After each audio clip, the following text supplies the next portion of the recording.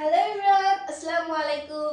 It's me Anima, class 8 এর বন্ধুদের জন্য আজকের এই ভিডিওটি। আজকে পড়াবো বাংলা ফার্স্টে অতিথি স্মৃতি। ওকে, অতিথির স্মৃতি লিখেছেন শরৎচন্দ্র চট্টোপাধ্যায়। আজকে এই গল্পের কিছু এমসিকিউ, গুরুত্বপূর্ণ এমসিকিউ, অনুশীলনী প্রশ্ন সলভ, এছাড়াও শব্দার্থ টিকা এবং পাঠের উদ্দেশ্য, পাঠ পরিচিতি, লেখক পরিচিতি সংক্ষেপে বর্ণনা দিব। আগে গল্পটা শুরু করছি, দাঁড়াও 1 মিনিট। সো মার্কার, কারণ লেখার জন্য মার্কার অবশ্যই প্রয়োজন। মার্কার ছাড়া কাউকে কোনো কিছু বোঝানো ইম্পসিবল। ওকে, চলো শুরু করি। অতিথি স্মৃতি, শরৎচন্দ্র চট্টোপাধ্যায়। এর আগে পিছন থেকে একটু বর্ণনা দিয়ে আসি যে এই গল্পটি আগে ছিল কি দেওঘরের স্মৃতি, এরপর এটা চেঞ্জ করে রাখা হয়েছে অতিথি স্মৃতি। আমরা অনেকেই ভুল করি, এখানে অতিথি নাকি অতিথি, এই জিনিসটা অবশ্যই মনে রাখতে হবে। শুরু করি। চিকিৎসকের কাছে আদেশ দেওয়া করে এসেছিলাম বায়ু পরিবর্তনের জন্য। প্রাচীর ঘেরা বাগানের মধ্যে একটা বড় বাড়িতে থাকি। রাত্রি 3টা থেকে কাছে কোথাও একজন গলা ভাঙা একগেয়ে সুরে ভজন শুরু করলো, অর্থাৎ প্রার্থনাদি গান। ভজন কি? প্রার্থনাদি গান। ঘুম ভেঙে যায়, দোর খুলে বারান্দায় এসে বসি। ধীরে ধীরে রাত্রি শেষ হয়ে আসে, পাখিদের আনাগোনা শুরু হয়, অর্থাৎ পাখিরা আসে যায়। দেখতাম ওদের মধ্যে সবচেয়ে ভোরে ওঠে দোয়েল। তো দেখতাম ওদের মধ্যে সবচেয়ে ভোরে ওঠে দোয়েল, তাহলে সবচেয়ে ভোরে ওঠে কি? দোয়েল। সবচেয়ে ভোরে ওঠে কি? দোয়েল পাখি কি সবচেয়ে ভোরে ওঠে। এরপরে শুরু করি। অন্ধকার টুনটুনি শেষ না হতেই তাদের গান আরম্ভ হয়। কাদের গান? দোয়েল পাখি বা পাখিদের গান। পাশের বাড়ি গান আরম্ভ হয়। তারপর একটি দুটি করে আসতে থাকে কি? বুলবুলি, শ্যামা, শালিক, টুনটুনি। তারপর কি আসে? বুলবুলি, শ্যামা, শালিক, টুনটুনি। বুঝে নাই? এগুলো দিবে। এরপরে পাশে এরকম একটা প্রশ্ন আসতে পারে যে সকাল ভোরে সবচেয়ে উঠে গে? দোয়েল, শালিক ইত্যাদি দিবে। এন্ড সেকেন্ড একটা প্রশ্ন আসতে পারে এটাকে নিয়ে, যে গান শুরু হওয়া অন্ধকার পেরোনোর আগে কোন ধরনের পাখিগুলো আস্তে আস্তে গান গাইতে শুরু করে বা উঠে আসে। এখানে শ্যামা, শালিক, টুনটুনি, দোয়েল এরা ছাড়া অন্যান্য যে পাখিগুলো আছে না, ওইদের নাম কয়টা দিবে। তখন তুমি তো কনফিউশনে পড়ে যাবা কোনটা হবে। সো নামগুলো মুখস্থ করা মানে দরকার। পাশের বাড়ির আম গাছ, এ বাড়ির বকুল কুঞ্জে। কুঞ্জে মানে কি? আবার বলি, পাশের বাড়ির আম গাছ এই বাড়ির বকুল কুঞ্জ, অর্থাৎ কুঞ্জ মানে হচ্ছে উপবন। কোন উপবন, উপরে বন ইত্যাদিকে বোঝায়। পথের ধারের অশ্বত্থ গাছের মাথায় সকলকে চোখে দেখতে পেতাম না, কিন্তু প্রতিদিন ডাক শোনার অভ্যাসে মনে হতো যেন ওদের প্রত্যেককেই চিনি। হয়তো কবি তাদেরকে কখনোই চোখে দেখতেন না, কিন্তু ডাক শুনে মনে হতো ওদেরকে চিনি। যেমন আমরা কারো ভয়েস শুনে বলে দিতে পারি সেকে, তাকে দেখার প্রয়োজন হয় না এক্ষেত্রে। এরপর শোনাই তোমাদেরকে। কিন্তু প্রতিদিন হলদে রঙের একজোড়া বেনে বউ পাখি একটু দেরি করে আসতো। প্রাচীর ধারের ইউক্যালিপটাস গাছের সবচেয়ে উঁচু ডালটায় বসে তারা প্রত্যহ হাজিরা হেঁকে যেত। এটা আসতে পারে যে হলদে রঙের একজোড়া বেনে বউ পাখি কোন গাছটায় বসে হাজিরা হেঁকে যেত।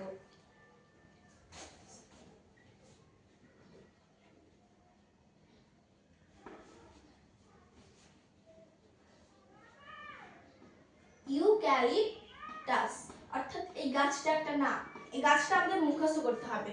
এই গাছটায় কিন্তু সবসময় বেনে রঙের হলদে পাখিরাই বসতো, অন্য কোনো পাখি কিন্তু বসতো না, হাজিরা দিত। হঠাৎ কি জানি কেন দুই এলো না, দেখে ব্যস্ত হয়ে উঠলাম। কেউ ধরলে না তো? 2 দিন তারা আসেনি। সো কবি ব্যস্ত হয়ে গেল, কেউ ধরে ফেললো না তো, খাঁচায় বন্দি করে ফেললো না। এদেশে ব্যাধির অভাব নেই, পাখি চালান দেওয়াই তাদের ব্যবসা। অর্থাৎ এখানে বোঝানো হয়েছে এদেশে কাজের অভাব নেই। এই তো তুমি একটা পাখি ধরলা, তাকে বিক্রি করলা, এটাই হচ্ছে চালান দেওয়া, তাদের ব্যবসা। কিন্তু 3 দিনের দিন আবার দুটিকে ফিরে আসতে দেখে যেন সত্যিকার একটা ভাবনা গুছে গেল। যখন 3 দিনের দিন পাখিগুলো আবার ইউক্যালিপটাস গাছে এসে পৌঁছালো, তখন কবির ভাবনা ঘুরে গেল যে এরকম কিছুই ঘটেনি তাদের সাথে। এরপর শুরু করি। এমনি করে সকাল কাটে, মানে এই যে পাখিগুলোকে দেখে দেখে তাদের সকাল কাটে। কিভাবে সকাল কাটে? পাখি দেখে, এরপরে খেয়ে দে, চিকিৎসা, বায়ুর আবহাওয়া ইত্যাদি করে বাংলা এমসিকিউ গুলো উঠে আসে। এমনি করে সকাল কাটে। বিকাল গেটের বাইরে পথের ধারে এসে বসি। বিকালে কিসের ধারে এসে বসে? গেটের বাইরে পথের ধারে। গেটের বাইরে পথের ধারে। এগুলো আমাদেরকে সবসময় মনে রাখতে হবে। আমরা অনেকে কি করি,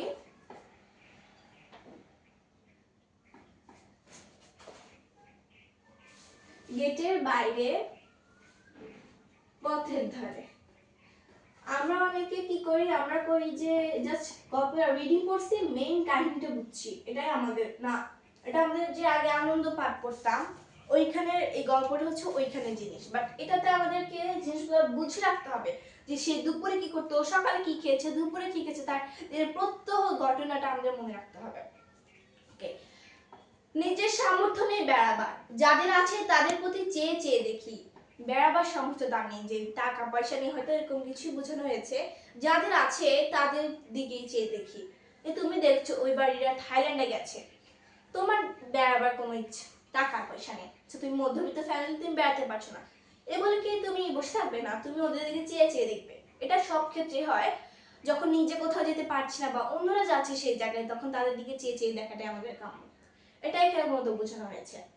দেখতাম মধ্যবিত্ত গৃহস্থের ঘরে পীড়িতদের মধ্যে মেয়েদের সংখ্যাই ঢের বেশি।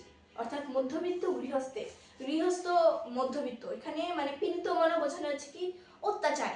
এখন পীড়িতদের মধ্যে মেয়েদের ঢের বেশি, কারণ মেয়েদেরকে তখন বেশি অত্যাচারিত করা হতো মধ্যবিত্তে, ছেলেদেরকে করা হতো না। এটা আসলে আগের প্রাচীন যুগে বেশি দেখা যায়, এখন কম। প্রথমেই যেহেতু পা ফুলো ফুলো অল্প বয়সী একদল মেয়েদের, পা ফুলে যায়, হাত ফুলে যায়, এটা একটি বেরি বেরি রোগ, এখানে লেখা আছে মেবি।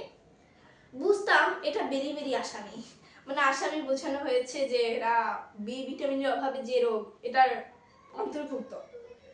ফোলা পায়ে লজ্জা রাখতে বেচারাদের কত না জানতাম। হ্যাঁ, আমার সামান্য পিম্পল উঠলে আমরা এটাকে কত ভাবে মানে যা পর্যন্ত অপেক্ষা করি, তো এখানে তো পা ফুলে গিয়েছে, তো এটার জন্য আমাদের কত যত্ন থাকতে পারে। মোজা পরা দিন নয়, গরম পড়ছে, তবু দেখি কারো পায়ে আট করে মোজা পরা। আমার তো শীতকালে মোজা পড়তে ইচ্ছে করে না, আর ওরা গরমকালে মোজা পড়ছে। কেউ বা দেখলাম মাটি পর্যন্ত লুটিয়ে কাপড় পরেছে, সেটা পথ চলার বিঘ্ন, তবু কৌতূহলী লোকচক্ষু তার থেকে তারা বীরটাকে আড়াতে রাখতে চাইলো, আড়াল রাখতে চায়। আর সবচেয়ে দুঃখ তো আমার একই ধৈর্য ঘরের মেয়েকে দেখে, সে একলা যেত, সঙ্গে আত্মীয় স্বজন নেই, শুধু তিনটা ছোট ছোট ছেলে মেয়ে। অর্থাৎ তুমি একটা মেয়েকে দেখতো যে দরিদ্র, তার কোনো আত্মীয় স্বজন নেই, হয়তো এতিম বা মা বাবা নেই, শুধু তিনটা ছোট ছোট ছেলে মেয়ে। বয়স বোধ করি 24-25, কিন্তু দেহ যেমন শীর্ণ, মুখটা তেমনই পাণ্ডুর। এটা আসতে পারে, মুখটা কেমন পাণ্ডুর, দেহ কেমন শীর্ণ, কোথাও যেন একটুটুকু রক্তও নেই, শক্তি নেই নিজের দেহটাকে টানবার। তবুও ছোট ছেলেটি তার কোলে, সে তো আর হাঁটতে পারে না। কোলে কেন? কারণ সে হাঁটতে পারে না, অথচ ফিরে আসবার ঠাঁই নেই। কি ক্লান্তই না মেয়েটার চোখের চাহনি। সেদিন সন্ধ্যায় তখনও দেরি আছে, দেখি জন কয়েক বৃদ্ধ ব্যক্তি ক্ষুধাহরণের কর্তব্যটা সমাধা করে যথাশক্তি দ্রুত পদে বাসা ফিরছেন। এখানে মূলত মানে বোঝানো হয়েছে যথাশক্তি, যত সম্ভব শক্তি প্রয়োগ করে সে হাঁটতেছে। কয়েকজন বৃদ্ধ ব্যক্তি ক্ষুধার জন্য, তাদের ক্ষুধা কর্তব্যটা সমাধান করার জন্য। এখানে কথাগুলো একটু জটিল ভাষায় দেওয়া আছে, যে সন্ধ্যায় অনেক তখনও দেরি আছে। কখন জন কয়েক ব্যক্তি ক্ষুধার হরণে দ্রুত পদে বাসা ফিরছেন সন্ধ্যার আগে।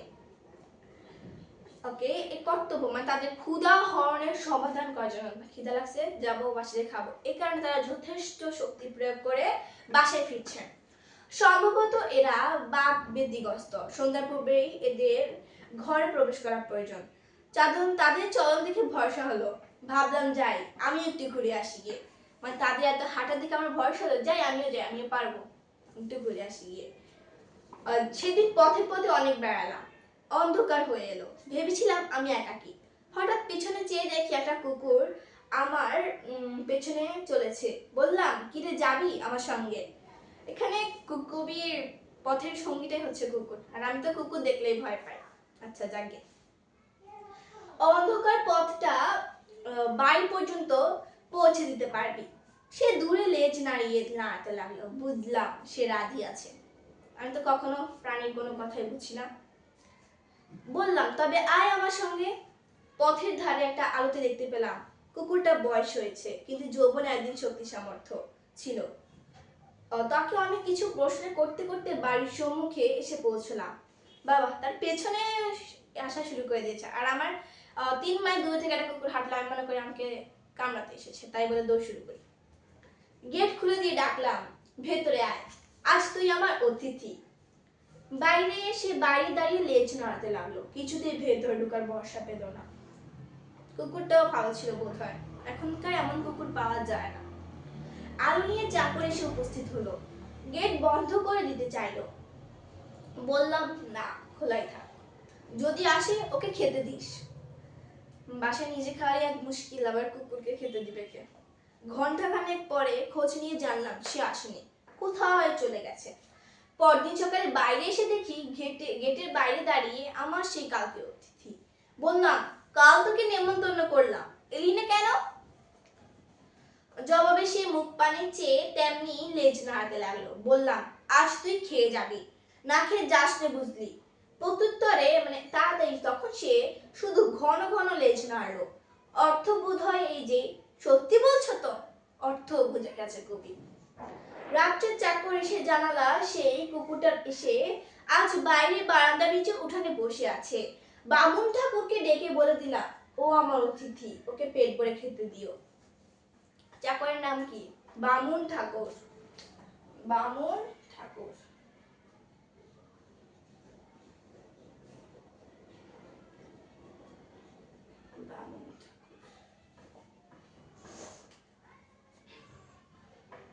দেখা যাবে বলবে তো এখানে আর কোনো চাকরের নাম নেই। যখন পরীক্ষায় আসবে এরকম একটা প্রশ্ন, দেন একটা আন্দাজি দাগাবা, হবে না। বাট এটা যখন পড়ে যাবে তখন একটা মাথায় থাকবে যে বামুন ঠাকুর মতো কিছু একটা ছিল। পরের দিন খবরে পেলাম অতিথি যায়নি। অতিথির মর্যাদা আতিথ্যের মর্যাদা লঙ্ঘন করে সে আরামে নিশ্চিন্ত হয়ে বসে আছে। বললাম তা হোক, তোমরাকে খেতে দিও। এটা শুধু আমাদের মানুষের কাছে নয়, প্রাণীদের ক্ষেত্রেও ঠিক। যেমন আতিথ্যের মর্যাদা লঙ্ঘন করে সে আরামে বসে আছে। এই লাইনটা খুবই মজার, আমি পড়েছি এখন খুব মজা পেয়েছি। যে 2 দিনের বেশি একজন মেহমান থাকলে বলি কবে যাবে, বাসা থেকে বের হচ্ছে না কেন, এখানে বসে আছে কেন, যায় না কেন, কয়দিন থাকবে, কি বাসায় আমি কি করব, বাসায় রান্না বান্না হচ্ছে না। তেমনি সেটা মানুষ হোক প্রাণী হোক, আতিথ্যের মর্যাদা লঙ্ঘন হয়ে যায়। যখন সে তোমাকে দুপুরে দাওয়াত দিবে, তুমি পরের দিন দুপুর পর্যন্ত থাকবে, এটা আতিথ্যের মর্যাদা লঙ্ঘন হয়। যখন সে তোমাকে 3 দিনের জন্য দাওয়াত দিবে, তুমি 5 দিন থাকলা, এটাও মর্যাদা লঙ্ঘন হয়। তুমি মনে করবে কি ওরা আরো খুশি, এটা একদমই ভুল। ওরা মনে করবে তুমি কেমন মানুষ, এটা একদম উচিত না। আমরা যতক্ষণে দাওয়াত দেবে ততক্ষণ খেয়ে চলে আসবো, শেষ। তখন আবার মনে করে খাইতে গেছি শুধু। আচ্ছা বাদ দাও। আমি জানতাম প্রত্যহ খাবার তো অনেক ফেলা যায়, এতে কারো আপত্তি হবে না, কিন্তু আপত্তি ছিল, এবং অত্যন্ত গুরুতর আপত্তি। আমাদের বাড়িতে খাবারের যে প্রবল অংশীদার ছিল এই বাগানের মালিনী, এ আমি জানতাম না।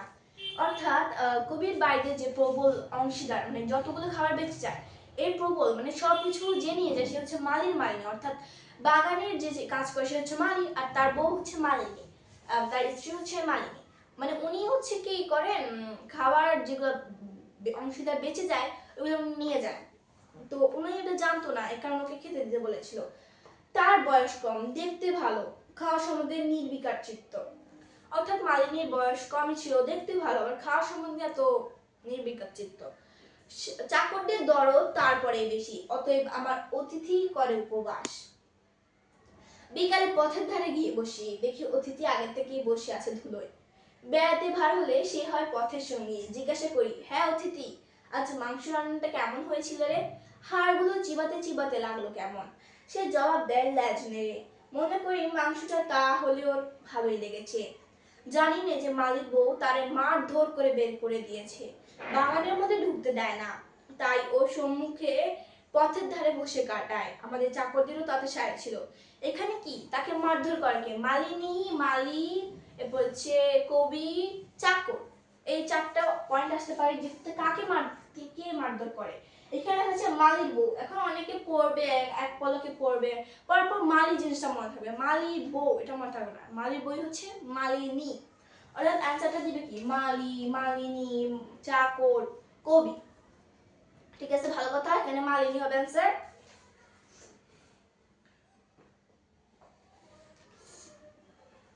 হঠাৎ শরীরটা খারাপ হলো, দিন দুই নিচে নামতে পারলাম না, দুপুরবেলা উপরে ঘরের নিচে বিছানায় শুয়ে খবরের কাগজটা যেই মাত্র পড়া হয়েছে, জানালার মধ্যে দিয়ে বাইরে রৌদ্র তপ্ত নীল আকাশের পানে চেয়ে অন্য মনস্ক হয়ে ভাবছিলাম। সহসা খোলা দৌড় দিয়ে সিঁড়ির উপর ছায়া পড়লো পুকুরে, মুখ বাড়িয়ে দেখি অতিথি দাঁড়িয়ে লেজ নাড়ছে। দুপুরবেলা চাকরেরা সব ঘুমিয়েছে, ঘর তাদের বন্ধ। এই সুযোগে লুকিয়ে সে একেবারে আমার ঘরের সামনে এসে হাজির। এর আগে একটা প্রশ্ন হয় যে বাগানের মধ্যে ঢুকতে দেয় না, তাই ও সম্মুখে পথের ধারে বসে কাটায়, আমাদের চাকর দিল তাতে সাই ছিল। এখানে একটা এমসিকিউ হয় যে কুকুরকে অত্যাচারিত বা পীড়িত করার ক্ষেত্রে কাদের বেশি সাই ছিল, মালিনীর পাশে কাদের সাই ছিল, মালি, চাকর, কবি, এরপর হচ্ছে অতিথি, এটা দিয়ে দিতে পারে, বলা যায় না। তখন তোমরা আবার মালিনীর হাজবেন্ড মালি বলে দিও না, হবে চাকর, কারণ চাকরদেরও তাতে সাই ছিল। এরপর আসি, তাদের মুখ ভারিয়ে দেখি অতিথি দাঁড়িয়ে লেজ নাড়ছে, দুপুরবেলা চাকরেরা সব ঘুমিয়েছে, গড় তাদের বন্ধ। এই সুযোগে লুকিয়ে সে একেবারে আমার ঘরের সামনে এসে হাজির। ভাবলাম দুদিন খেতে পাইনি, তাই বুঝি আমাকেও দেখতে এসেছে, ভাবলাম, ডাকলাম, আয় অতিথি ঘরে আয়। সে এলো না, সেখানে দাঁড়িয়ে লেজ নাড়তে শুরু করলো। জিজ্ঞাসা করলাম, খাওয়া হয়েছে তোর, কি খেলি আজ? হঠাৎ মনে হলো ওর চোখ দুটো যেন ভিজে ভিজে, যেন গোপনে আমার কাছে কি একটা নালিশ ও জানাতে চায়। চাকরদের হাত দিলাম, ওর দোর খোলার শব্দেই অতিথি ছুটে পালালো, অর্থাৎ দরজা খোলার সাথে সাথে অতিথি মানে কুকুরটা ছুটে পালালো, যেন চাকররা আবার তাকে অত্যাচার না করে, মারধর না করে। জিজ্ঞাসা করলাম, হ্যাঁ রে, কুকুরটাকে আজ খেতে দিয়েছিস? আগে না, মালিবো ওয়ে তাড়িয়ে দিয়েছে যে, আজ তো অনেক খাবার বেঁচেছে। সেসব হলো কি? এই কথাটা কবি বলেছেন। মালিবো চেঁচে পুচে নিয়ে গেছে, আমার অতিথিকে ডেকে আনা হলো। আবার সে বারান্দায় উঠানে ধুলোয় পরম নিশ্চিতে স্নান করছে নিল। মালির বউয়ের ভয়টা তার গেছে। বেলা যায়, বিকেল হলে উপরে বারান্দা থেকে দেখি অতিথি এই দিকে যে প্রস্তুত হয়ে দাঁড়িয়ে আছে। বেড়াতে যাওয়ার সময় হলো যে। আজান দিয়েছে, একটু পর আসছি।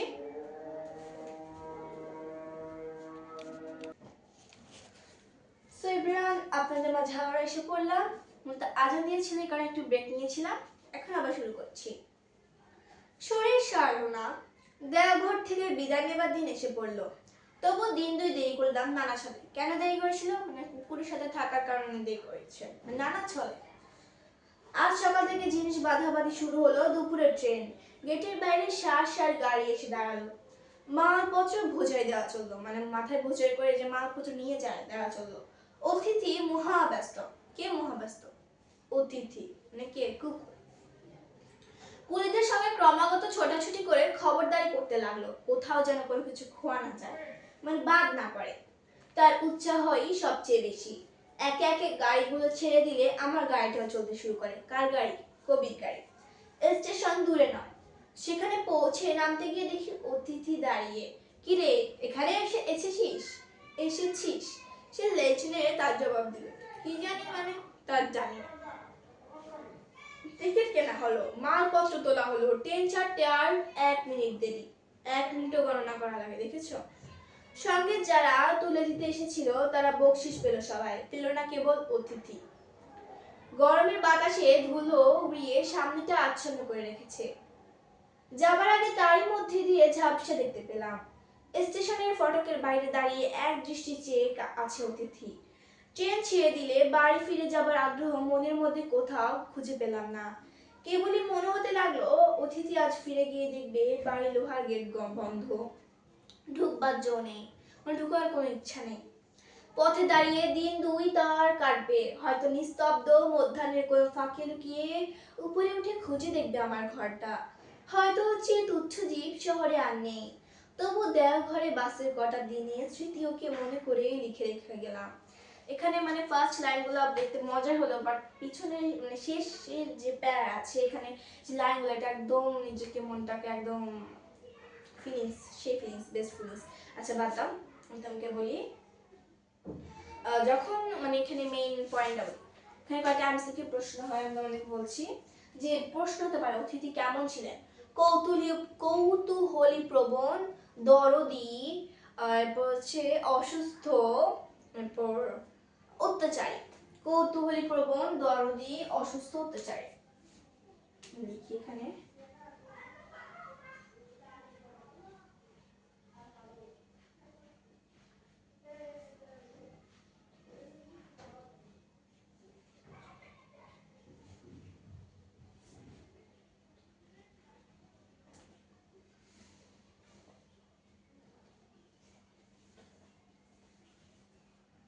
কৌতূহলী, দরদি, অত্যাচারী, অসুস্থ। এখানে আমরা প্রায় দেখাবো যে দরদি, বাট না, এটা আনসার ভুল, এটা ভুল। কৌতূহলী হ্যাঁ শব্দে প্রকাশ পেয়েছে, অত্যাচারী হয়তো প্রকাশ পায়নি, সমস্যা নেই, বাট আমাদের এই তিনটার মধ্যে একটু ইয়ে থাকবে। আমরা ফার্স্ট এটা বাদ দিয়ে ফেলবো, উনি অসুস্থ ছিলেন। হ্যাঁ উনি অসুস্থের জন্যই দেওয়া ঘর এসেছেন, উনি চিকিৎসকের আদেশে, অর্থাৎ উনি অসুস্থ। এই জিনিসটা আনসার হবে কি, আনসার হবে হচ্ছে অসুস্থ। এই আনসারকে অনেকে ভুল করে। সেকেন্ড তো আরেকটা কয়টা এমসিকিউ জায়গায় আমি যে ট্রেন অতিথি কি করলো, আমি তোকে প্রশ্ন বলি যে ট্রেন ছেড়ে দিলে অতিথি কি করে। ট্রেন ছেড়ে দিলে অতিথি দাঁড়িয়ে থাকে, এক দৃষ্টিতে দাঁড়িয়ে থাকে, যে বাদ এটা আসবে না পরীক্ষায় এরকম।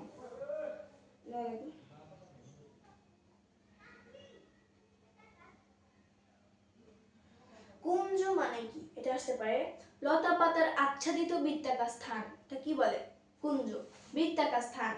আচ্ছা কুঞ্জের আকার কেমন হয়, লতা পাতার কুঞ্জের আকার বা লতা পাতার বৃত্তাকার স্থান, কুঞ্জের আকার কেমন হয়, গোল আকার, বৃত্তাকার, আকৃতি নেই, ত্রিভুজ আকৃতির।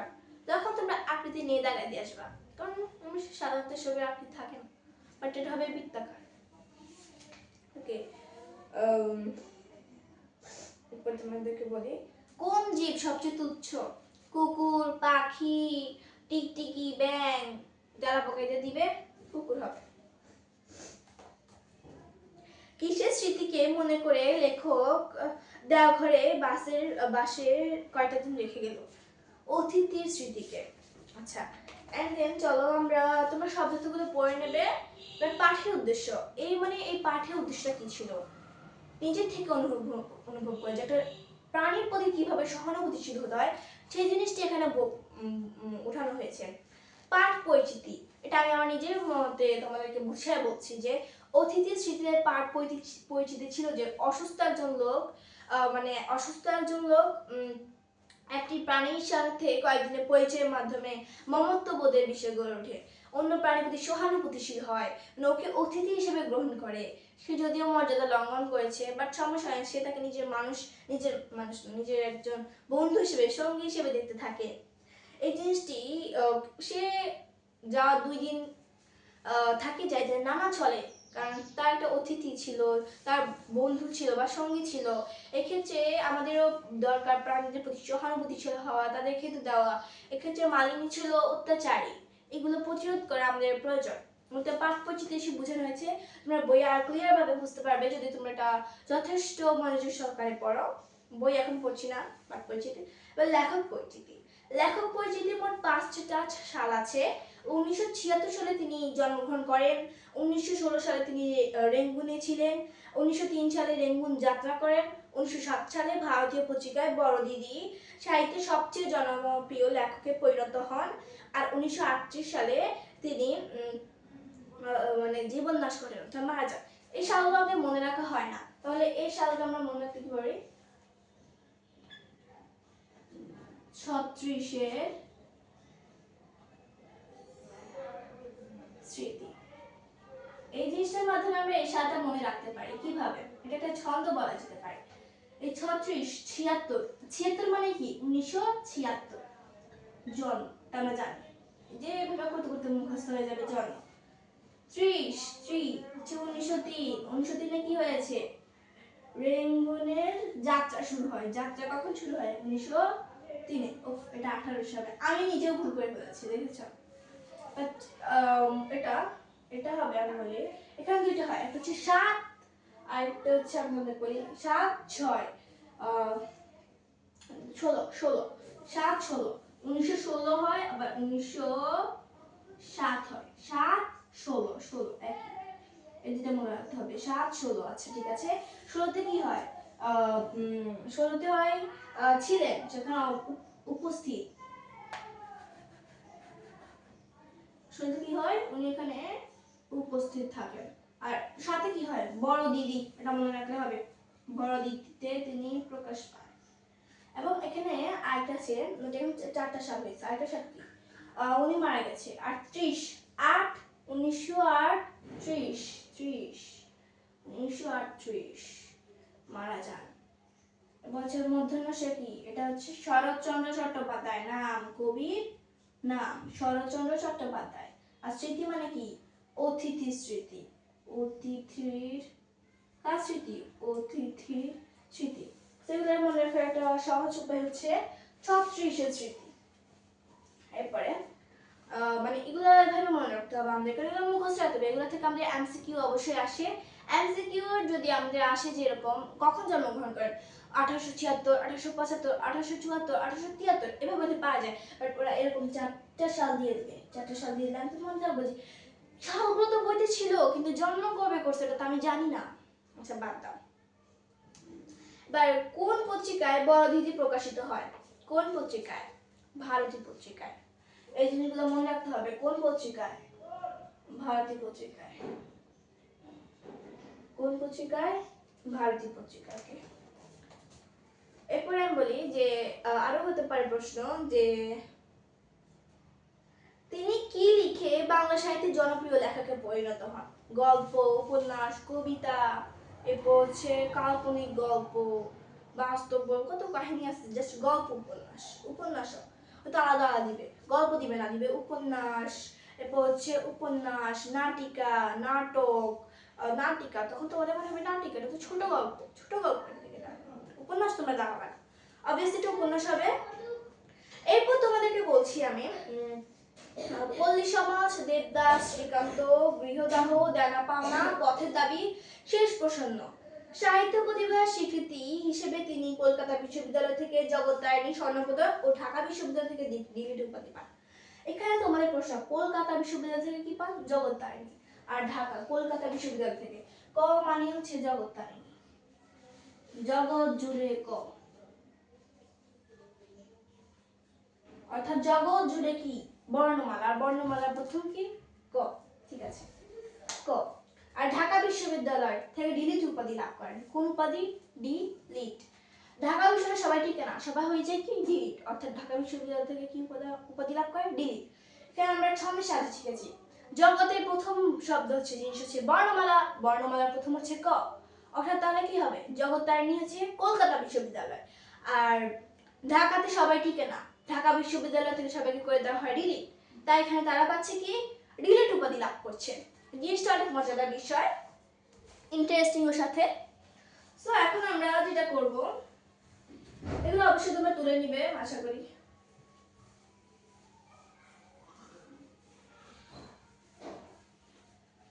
সো এখন আমি যেটা করব, এখন হচ্ছে আমরা অনুশীলনীগুলো অ্যানসার করব, অনুশীলনী অ্যানসার করব।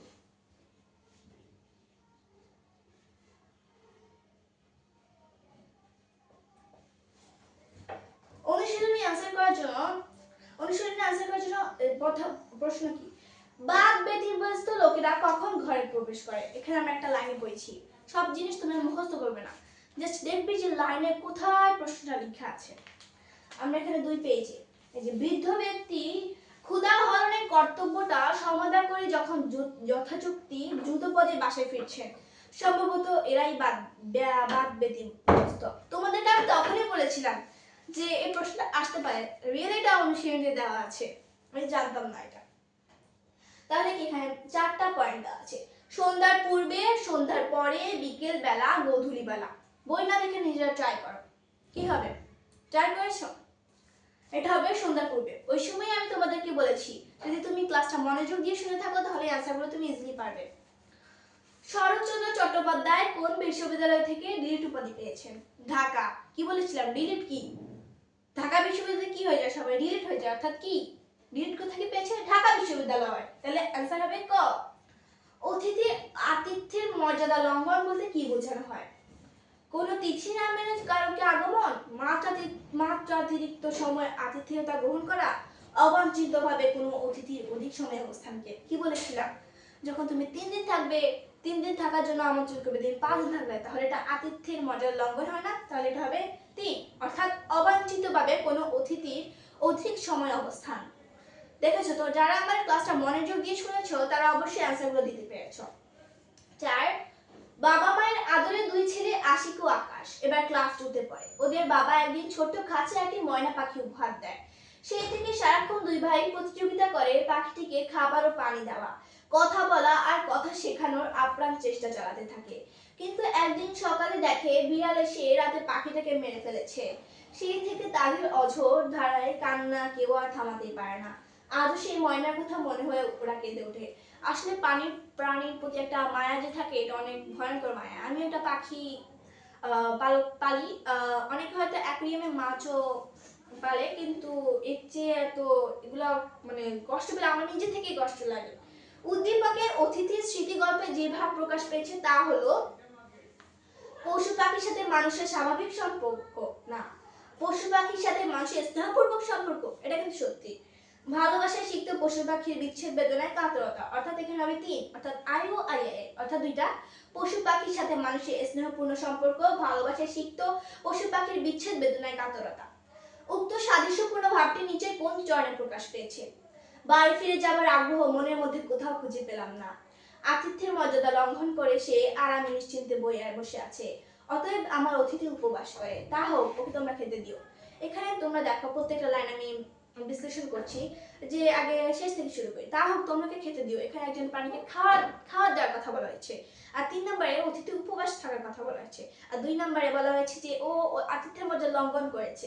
1 নম্বরে বলা হয়েছে যে অতিথির জন্য তার মানে যে আগ্রহ বা আপ্রাণ চেষ্টা বা বিচ্ছেদ বেদনা, ওই জিনিসটা প্রকাশ করেছে। আমাদের উদ্দীপকও সেই জিনিসটা প্রকাশ পেয়েছে। তাই আনসার হবে ক, বাড়ি ফিরে যাওয়ার আগ্রহ মনের মধ্যে কোথাও খুঁজে পেলাম না। এবার আসি সৃজনশীল অংশে। কিছুই লেখা হলো না, শুধু এই অনুশীলন লিখে রাখলাম। কি মজা। দৈর্য বর্গা চাষী গফুরের নাম কি সুন্দর, গফুর, অনেক সুন্দর নাম, সবাই এই নামটা নিজেদের রাখবে। অতি আদরের একমাত্র ষাঁড় মহেশ। ওনার ষাঁড়টা ওনার যে আদরে ছিল, আমি আমার বাবা মায়ের এত আদরের না, বুঝে রেখো। কিন্তু দারিদ্রের কারণে ওকে ঠিক মতো খড় বিচুলি খেতে দিতে পারেন না। আহারে কি কষ্ট, আমি দিতে হবে এখন। জমিদারের কাছে সামান্য খড় ধার চেয়েও পায় না। নিজে না খেয়ে থাকলেও গফুরের দুঃখ নেই, কিন্তু মহেশকে খাবার দিতে না পেরে তার বুক ফেটে যায়। সে মহেশের গলা জড়িয়ে ধরে কাঁদতে কাঁদতে বলে, মহেশ তুই আমার ছেলে, তুই আমাদের আটসন প্রতিপালক করে বড় হয়েছিস। তোকে আমি পেট পুরে খেতে দিতে পারিনি, কিন্তু তুই তো জানিস আমি তোকে কত ভালোবাসি। মহেশ প্রত্যুত্তরে গলা বাড়িয়ে আরামে চোখ বুজে থাকে। আমাকে আমার বাবা মা এতটা ভালোবাসেন, এখানে গফুর তার মহেশকে যে লেভেলে আদর যত্ন করে। শরৎচন্দ্র চট্টোপাধ্যায়ের দেয়াল ঘরে যাওয়ার কারণ কি? যা বইতেই আছে, সবসময় বই থেকে অ্যান্সার করবে। মানুষ গাইডের জন্য পাগল হয়ে যায়। গাইডে কি আছে আমি জানি না বাবা, বইতেই সব। কেন এসেছে? বায়ু পরিবর্তনের জন্য, অর্থাৎ চিকিৎসকের আদেশে। অতিথি কিছুতে ভিতরে ঢোকার ভরসা পেল না কেন? ব্যাখ্যা করো। এখানে আমি তোমাদেরকে সৃজনশীল লেখার নিয়মটা লিখে দেবো এই ভিডিওর পরে। অতিথি কিছুতে তোমরা 2 পয়েন্ট, ফার্স্ট লিখবা একটা পয়েন্ট দিয়ে, যে ক হচ্ছে একটা পয়েন্ট দিয়ে। আচ্ছা, এটা আমি বলে দিব, তোমাদেরকে বলে দিব। আচ্ছা আমি তোমাকে বলি, এটা আমি তোমাদেরকে আরেকটা ভিডিওতে এটা পাঠিয়ে দেবো যে কিভাবে সৃজনশীল লিখতে হয়। তোমরা ওইভাবে ওই নিয়মে সৃজনশীল লিখবা। এবং বলছি, অতিথি ভিতরে কিছুতেই ঢোকার সাহস পেল না কেন? কারণ অতিথি কিছুতেই ভিতরে ঢোকার সাহস পেল না কারণ মালিনীর ভয়ে। কারণ মালিনী তাকে অত্যাচার করতো, চাকররা তাকে, এই জিনিসটা আমরা এখানে তুলে ধরবো, আশা করি তোমরা পারবে। উদ্দীপকের মহেশের প্রতি গফুরের আচরণ অতিথি স্মৃতি গল্পে যে দিকটি প্রকাশ পেয়েছে তা ব্যাখ্যা করে। কবি অতিথির স্মৃতিতে কুকুরের প্রতি যে আচরণ প্রকাশ পেয়েছে তা গফুরের আচরণ প্রকাশ পেয়েছে। উদ্দীপকের গফুরের সাথে লেখকের চেতনাগত মিল থাকলেও প্রেক্ষাপট ভিন্ন। অতিথি স্মৃতি গল্পের আলোকে মন্তব্যটি যথার্থতা বিচার করো। দেখবা যে মিল থাকলে প্রেক্ষাপট ভিন্ন। কারণ আমাদের কবির কোনো অভাব ছিল না, উনি অসুস্থ ছিলেন তাই সে আবার চলে গিয়েছে। ওনাদের খাওয়ার অনেক বেঁচে যেত, কিন্তু মালিনী তা নিয়ে যেত, অর্থাৎ তাদের খাওয়ার অপচয় হতো। কিন্তু গফুরের এখানে সে অভাব অনটনা ছিল, এগুলো ব্যাখ্যা দিবা। ফার্স্টে তুমি উদ্দীপকের ব্যাখ্যা দিবা, তারপর তুমি হচ্ছে অতিথির স্মৃতি ব্যাখ্যা দিবা। এরপরে 2, লালমনিরহাটের জুবাইর প্রায় 10 বছর ধরে তার পোষা হাতি কালাপাহাড়কে দিয়ে লাঠি টানা, চাষ করা, সার্কাস দেখানো ইত্যাদি কাজ করে আসছিল। কিন্তু বর্তমানে দারিদ্র্যের কারণে হাতির খোরাক জোগাড় করতে না পেরে একদিন সে কালাপাহাড়কে কি নাম বিক্রি করে দিল। ক্রেতা কালাপাহাড়কে নিয়ে এসে ওর পায়ে বাঁধা রশি দিয়ে হাজার টানাটানি করেও এক চুলো নড়াতে পারলেন না। কালাপাহাড়ের দু চোখ বেয়ে শুধু টপ টপ করে জল গড়িয়ে পড়ছে। যত পড়ি আমার জাস্ট নামটা দেখে হাসি পা। পরদিন খদ্দের আরো বেশি লোকজন সাথে করে এসে কালাপাহাড়কে নিয়ে যাবে বলে চলে যায়। কিন্তু ভোরবেলা জুবাই দেখে কালাপাহাড় মরে পড়ে আছে। হাউ মা করে সে চিৎকার করে আর বলে, ওরে আমার কালাপাহাড়, অভিমান করে তুই চলে গেলি। ওকে, এবার তোমাকে বলি, শরৎচন্দ্র চট্টোপাধ্যায় কলকাতা বিশ্ববিদ্যালয় থেকে কোন পদক লাভ করেন? আমরা শিখেছি কি একটু আগে, আমি বলছি তোমরা যারা আমার পড়া মনোযোগ দিয়ে শুনেছো তারা এটা সব পারে, একটা অ্যান্সারও ভুল হবে না। আমি বলি কলকাতা বিশ্ববিদ্যালয়, কলকাতা কি ক, অর্থাৎ বর্ণমালা ক। আমরা এবার উল্টা দিকে যাব, বর্ণমালা। বর্ণমালা কিসে জ্ঞাতে? জগৎ তারিণী, জগৎ তারিণী, জগতে জগৎ জুড়ে বর্ণমালা বিখ্যাত, অর্থাৎ ক বিখ্যাত, তার মানে কি জগৎ তারিণী পদক লাভ করেন। লেখক দেওঘর থেকে বিদায় নিতে নানা অজুহাতে 2 দিন দেরি করলেন কেন? এই প্রশ্নটা আমি তোমাদের কখন বলেছিলাম যে প্রশ্ন আসতে পারে। নানা ছলে কেন 2 দিন দেরি করেছেন? তোমরা নিজেরাই বলো কেন 2 দিন দেরি করেছেন।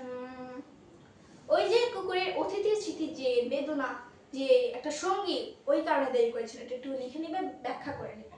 কলাপাহাড়ের আচরণ অতিথি স্মৃতি গল্পে অতিথির আচরণ কিভাবে ভিন্ন? কারণ কলাপাহাড় দুঃখ পেয়েছে, বেদনা পেয়েছে, কারণ জুবাই তাকে খাটাতো। কিন্তু অতিথি স্মৃতি কুকুরের কোনো দুঃখ ছিল না, সে অতিথির সাথে থাকতো, খেতে পেতো 2 বেলা 3 বেলা, এটাই ভিন্ন। ব্যাখ্যা করো, ব্যাখ্যা না করলে এইভাবে 1 লাইন লিখলে কখনো নাম্বার পাবে না।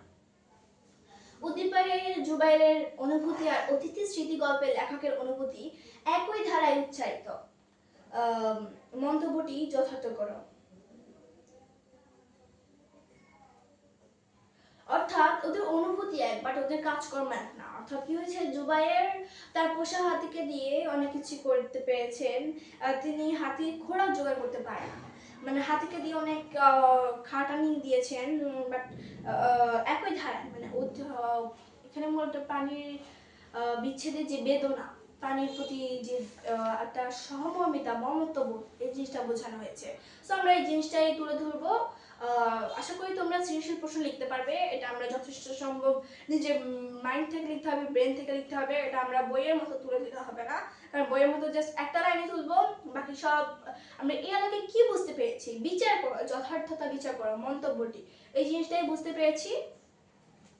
সো আমি মনে করি যে অতিথির স্মৃতি, আজকে এই যারা আমার কথাগুলো মনোযোগ দিয়ে শুনেছো তাদের এই গল্পটিতে কোনো রকম সমস্যা থাকার কথা না।